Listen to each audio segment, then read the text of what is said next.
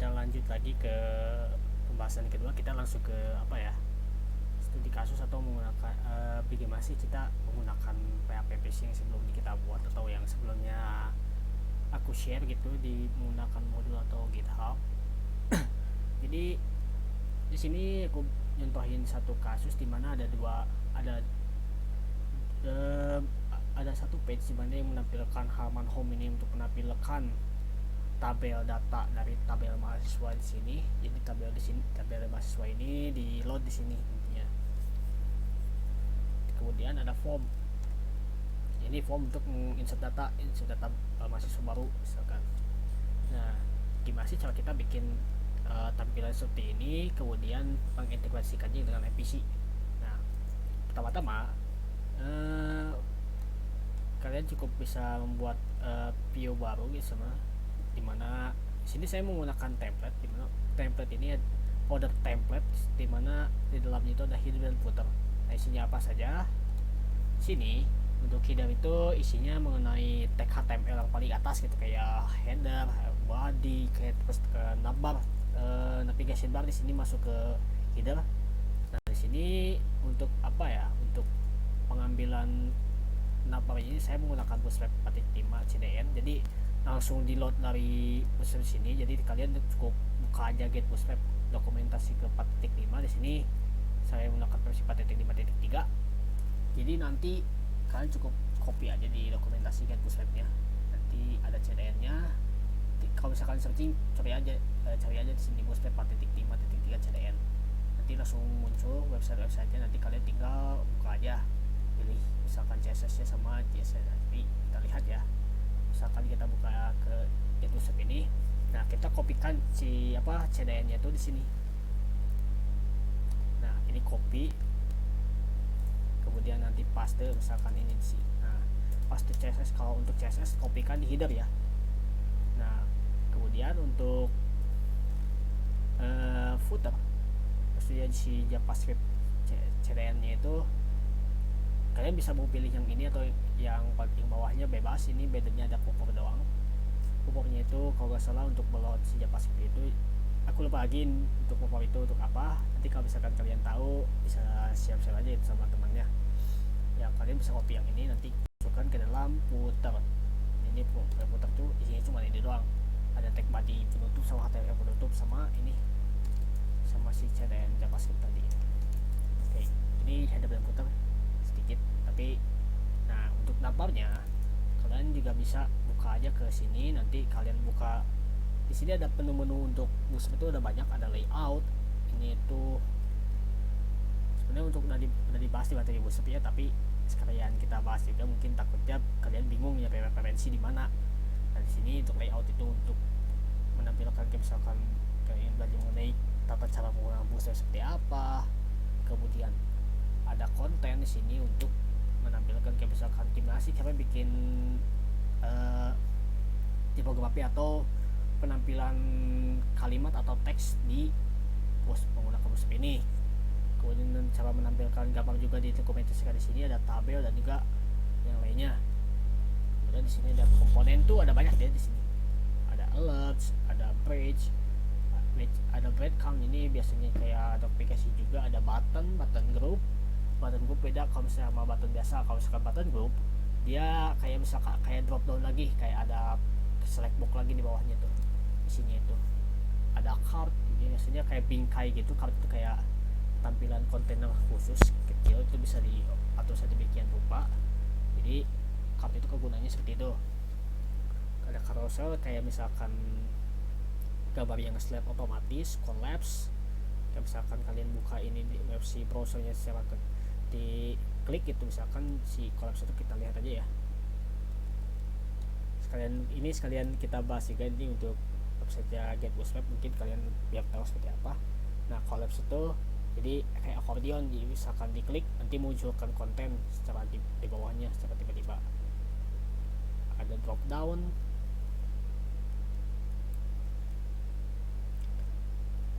beda jauh ya sama yang button group ini sebenarnya. Kemudian ada form, ini semua elemen form kayak misalkan input, kayak inputan teks, inputan misalkan inputan email, inputan password, cara input password atau teks yang lainnya, ini dibahas aja juga. Udah banyak sih ya. Kita sekarang aja lagi ke kita ingin menampilkan navbar gimana sih. Nah, mungkin yang buat yang komponen lainnya kalian explore sendiri saja. Di sini kita akan mengambil navbarnya. Kita coba misalkan ngambil yang mana ya, yang si pondok sih. Nah, misalkan yang ini. Nah, kalian nanti copy aja. Terus misalkan ini, kalau misalkan ini di sini belum ada ini, nanti kalian paste aja. Nanti kalau saya sudah ada, karena aku sudah ada di sini, nampaknya di sini kan, tinggal copy aja ya, tinggal usah copy lagi ya. Nanti kalian tinggal paste, nanti hasilnya bakal tampilannya gak akan beda jauh sih sama yang ini. Nah, mungkin yang kalian munculkan kalau misalkan kalian buka SEO-nya, nah ini cara bukanya di sini, localhost slash tadi seperti yang dibahas sebelumnya ya. Jangan lupa gitu, kalau misalkan simpan dalam folder lagi si simple APC ini, panggil nama foldernya apa lagi, terus gitu. Maaf. Nah, oke. Gimana sih cara kita mengubah warna ini? Sebenarnya untuk mengubah warna si navbarnya, kita ini kan sebelumnya kalian tuh ada yang namanya navbar like sama BG like kalau nggak salah ini tuh. Kalau nggak salah ini seperti ini. Nah, awalnya kan kalian si tampilan navigasinya seperti ini. Nanti kalian tinggal ganti aja yang asalnya light jadi dark, yang kalau navbarnya itu navbar lagi navbar dark. Kalau BG itu background, warna backgroundnya apa. Kalau misalkan biru itu simbolnya primary biasanya disebutkan. Kalau misalkan merah itu danger kalau salah. Yep. Kemudian kalau misalkan kuning atau kuning keorangan itu warning. Kalau misalkan biru muda itu biasanya info kalau nggak salah. Nah, kan benar. Nah, nanti kalian atur aja ini warnanya mau bahas mau apa ya. Oke. Nah, di sini ada dua menu, ada home dan form. Kalau home kita akan mengarahkan ke indexnya doang. Di sini kita harapnya itu atur dengan base URL-nya saja. Kenapa? Karena nanti ketika di load itu otomatis gitu, nanti di file app.php-nya itu nanti nge-reload si perkuliahan, si controller perkuliahan tadi. Nanti sini kalau misalkan si URL ini pubs ini kosong, dia nanti cuma bakal ngeload si metode si kontrol perkuliahan tadi, dan otomatis bakal ngeload indeksnya juga kalau misalkan dia gak ada, dia kosong samsek gitu. Nah, kalau misalkan kalian ingin pindah page, misalkan tadi itu kita lihat ke mana, kita ke hidupnya lagi. Misalkan kalian ingin pindah page form, nah di sini kalian tambahkan sini batch URL, tambahkan sini nama controllernya apa yang akan kalian panggil, kemudian slash nama metodenya apa. Nah, tapi kalau misalkan di sini mau kalian ingin spesifik itu, misalkan nanti kita bahas di sini di tabel ini.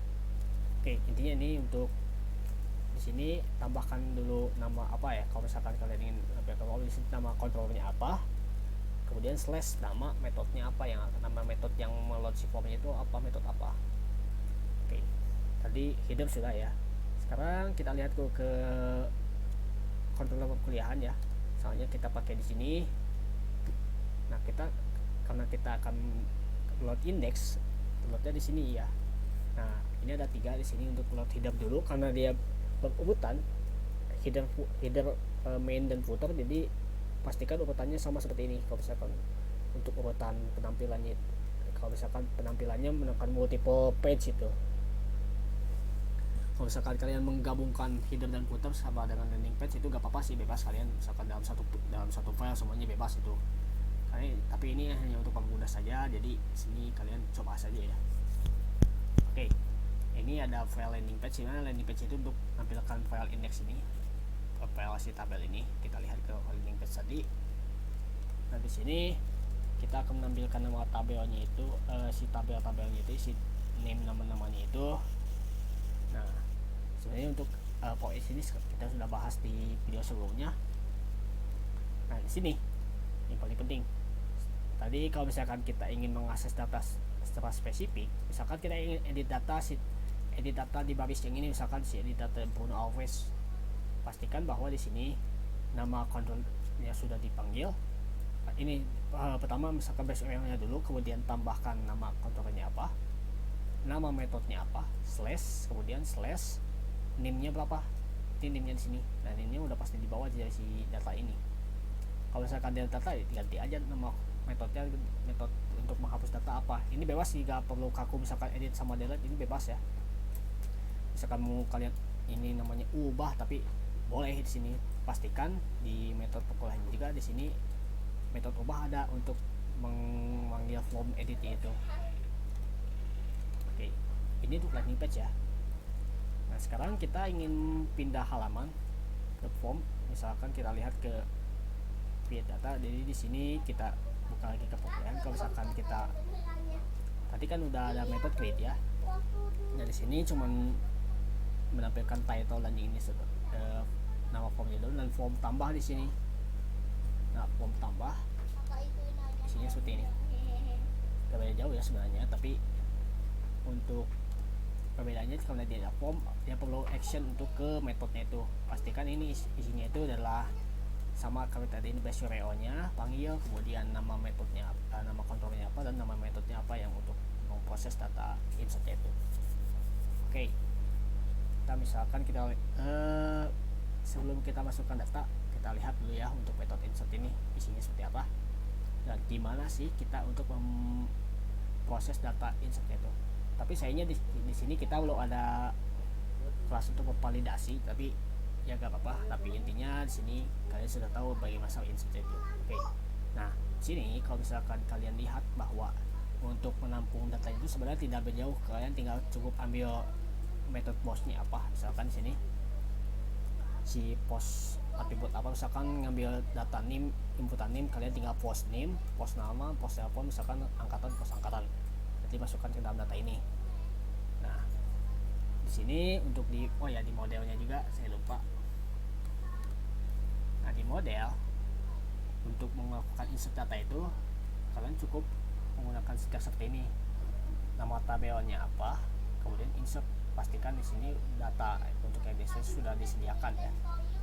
Nah, kemudian ada yang update. Kalau misalkan untuk updating data, kalian jangan lupa si data primary key-nya jangan lupa dibawa ya. Kalau misalkan NIM, karena di sini mahasiswa itu menggunakan NIM, jadi si primary key NIM-nya jangan lupa dibawa gitu ke dalam parameter. Nah, untuk parameternya itu nanti ke update-nya tinggal tambahin ini aja. Ini bentuknya harus berbentuk array.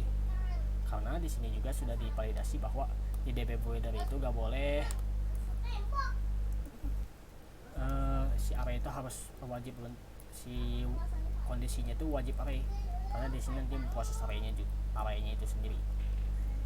Balik lagi, dan begitu juga kalau misalkan delete kita gak perlu data apapun kecuali si primary key itu. Nah di sini kalian juga tinggal perlu menggunakan bentuk si where-nya itu sebagai array. Oke. Kita kembali lagi tadi ke controllernya itu. Nah kalau misalkan dia metode insert tadi redirect nanti, nah redirect ke slash ini. Nah ini kita bahas lagi ya ke controller yang parentnya itu. Oke, controller parent. Ah ini ke redirect itu ya. Nah di sini kita lihat nih, kalau misalkan dia slash doang, maka nanti kita lihat di sini kalau misalkan dia page-nya itu null. Kalau misalkan slash doang berarti artinya kalau ketika di alt prime ini, alt prime itu untuk menghapus karakter slash di paling kiri. Tapi karena dia kalau misalkan isinya slash doang, berarti dia isinya page jadi kosong, nggak ada apa-apa. Kalau misalkan dia kosong, nanti dia bakal lihat kalau misalkan dia page itu tidak sama dengan null, bakal diproses ke halaman base URL tadi, ke localhost si slash ini, ke simple MPC yang tadi, ke halaman utama tadi. Nah kalau kalian lihat nanti bakal diproses di sini. Tapi kalau misalkan page agak null, nanti tambahin di sini si page itu, si nama page misalkan ke create gitu, nanti ke perkuliahan create, nanti kita tambahin aja di sini. Kemudian lagi, nah ini kalau misalkan kondisinya sukses ya. Kalau misalkan kondisinya gagal, nanti memproses ke metode si formnya lagi. Oke, kita lihat ya. Misalkan kita inserting data ya. Sekarang misalkan name seperti ini, namanya Aldo misalkan. Variabel form bebas ini misalkan random aja. Misalkan angkatan 2019. Oke, sekarang kita submit. Nah, ketika ketika submit dan nanti langsung di redirect. Nah, proses redirect yang ini tadi bakal dilakukan oleh si method tadi redirect itu tadi. Nah, dia bakal ngeproses yang ini karena dia kan cuma slash doang, isinya pasti kosong, gak akan pasti si page nol itu di declaration itu. Oke, datanya sudah masuk ya. Sekarang kita ingin mengedit data, kita klik ya, si auto lagi. Nah, kita udah diarahin ke sini. Nah, gimana caranya? Nah, di sini untuk edit itu sayangnya memang di sini belum tambahkan untuk pengambilan data secara tunggal gitu. Jadi kalau misalkan kalian tahu kan di BSQL itu ada yang BSQL raw array. Nah, di sini sayangnya belum ada, tapi nggak apa-apa, nanti kalian kalau misalkan mau tambahin aja di DB Builder ini. Nah, di sini nanti kalian tambahin aja, bikin metode baru untuk raw array itu seperti apa. Nanti kalian kalau misalkan ingin menggunakan raw array gitu untuk mudah, bebas sih. Nah, ini cek mahasiswa dan parameter name. Nah, di sini kalau dilihat ada dua kunci. Kalau misalkan name-nya di sini ada parameter name sedang false, artinya ini boleh kosong, boleh dikosongin si name ini. Jadi kalau misalkan kosong nanti manggil seluruh data mahasiswa. Kalau misalkan enggak, berarti data mahasiswa berdasarkan name yang dipanggil. Oke, kita balik lagi ke ini. Sekarang kita ke update, ke metode update. Gak beda jauh isinya, cuman dia ada parameter name-nya doang, nanti diarahin ke sini ya. Begitu sih kita lihat ya. Misalkan untuk update itu, misalkan Aldo saya misalkan kita submit lagi, datanya udah update ya. Karena di sini cuma ngeproses doang, nggak ada validasi, jadi lebih cepat juga. Terus tapi ini masalahnya karena dia belum ada validasi ya, kalau misalkan kosong ya udah bakal di set sebagai kosong nanti nilai angkatan, misalkan nilai NIM atau apapun itu yang kalian kosongkan. Nah, sekarang kita misalkan menghapus data. Kalau mau hapus data dia simple doang sebenarnya, cuman manggil metode delete doang, kemudian redirect, udah sebenarnya.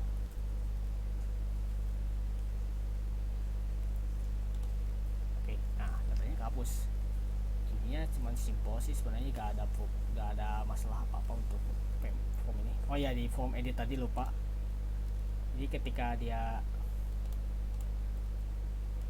tadi tuh form edit ini kan dia karena dia belum data tunggal, maka di sini untuk menampilkannya seperti ini pakai for each. Dan di sini tambahin ini behavioralnya, ini method update, kemudian name-nya apa, kemudian di sini tambahin value-nya, value yang dari data yang kita panggil. Itu bisa dimanipulasi sama kalian. Oke, ini saja yang bisa aku sampaikan di video ini. Mohon maaf ya kalau misalkan ada kekurangan kesalahan. Semoga kalian bisa menikmati untuk materi kali ini. Kalau misalkan ada yang bingung, silahkan tanyakan saja di Discord Auschwitz. Oke, akhir kata, assalamualaikum warahmatullahi wabarakatuh.